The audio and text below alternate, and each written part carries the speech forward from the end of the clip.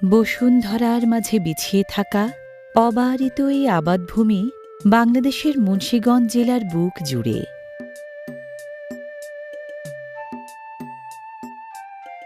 বাংলাদেশের অন্যতম শীর্ষ আলু উৎপাদনকারী জেলা মুন্সিগঞ্জের কৃষিক্ষেত্র সবুজের পরম আদরে আগলে রাখে আলুর এমন ক্ষেত।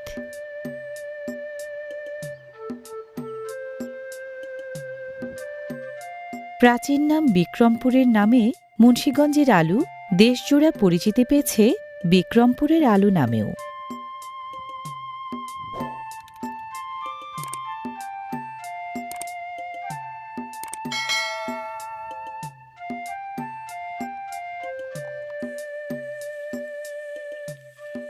কৃষিপ্রধান বাংলাদেশের এক এক অঞ্চলের কৃষকেরা তাদের শ্রম ঘাম দিয়ে এক এক রকম ফসলকে আঁকড়ে ধরে বাঁচিয়ে রেখেছেন বাংলাদেশের কৃষি খাত।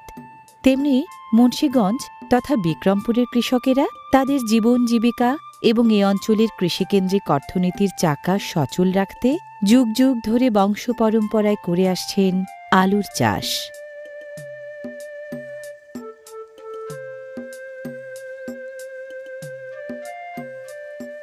মরে যাওয়া শুকনো আলুর গাছ এভাবে সরিয়ে আলু তোলার প্রস্তুতি চলছে।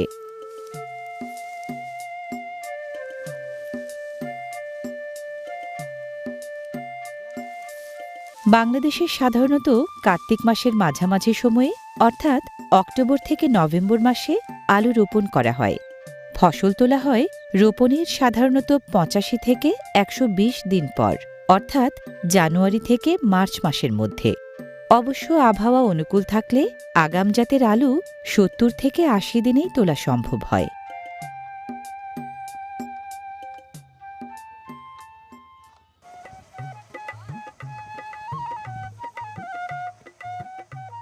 আলু গাছের পাতা হলুদ হয়ে যখন মরে যায় তার ২ থেকে ৩ সপ্তাহ পর আলু তোলার উপযুক্ত সময়। আলু তুলতে হয় রৌদ্রোজ্জ্বল দিনে, মাটি শুকনা থাকা অবস্থায়।